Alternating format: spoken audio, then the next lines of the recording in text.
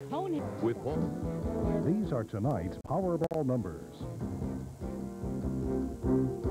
We will repeat these numbers in a few minutes during KARE 11 News at 10.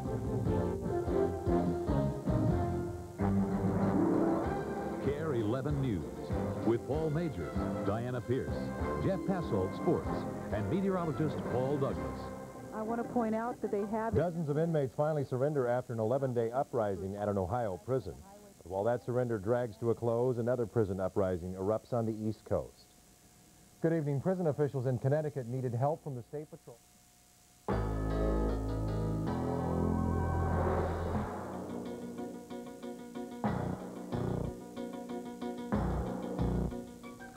In tonight's Extra, sexual harassment is rearing its head everywhere, including our schools.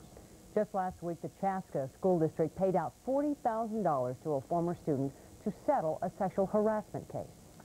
A similar case costed the Duluth School District $15,000. In both instances, the schools were told they didn't do enough to prevent harassment. Tonight, KARE 11's Ken Speak visits a Twin Cities school that may have the best solution for the sexual harassment problem. There, students learn about crossing the line. It marked a turning point.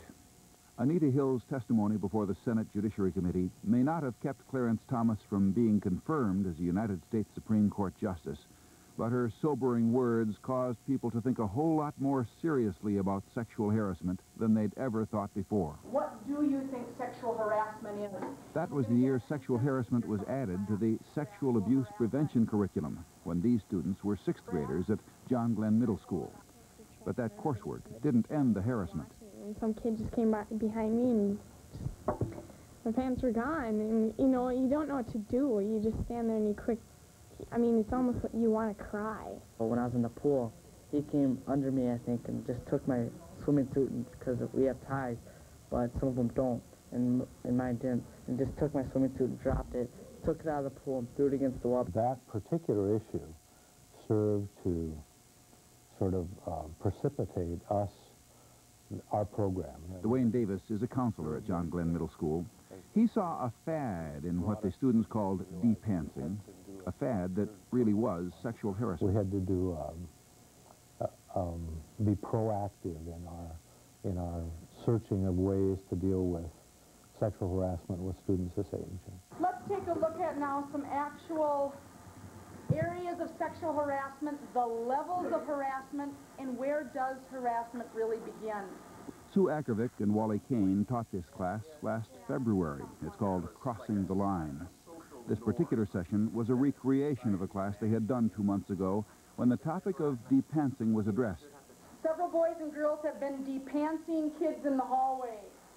We are defining de-pantsing as grabbing the clothing around the waist and pulling straight down so as to expose either the underwear or the bare bottom in public.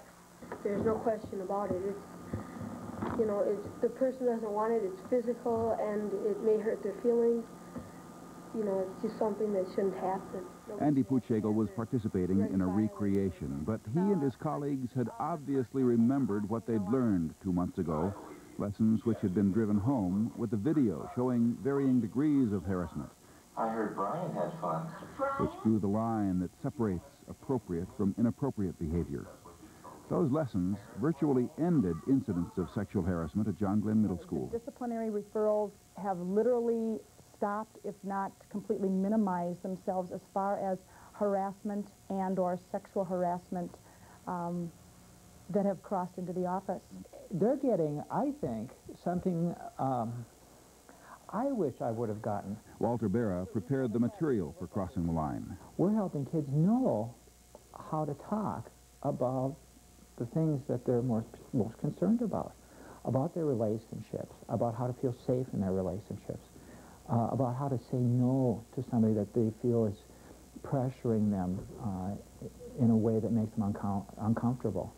Not funny either. And having learned those lessons, students at John Glenn Middle School appear to be caring for one another more today than they did just 2 months ago. Ken Speak, KARE 11 News, Maplewood.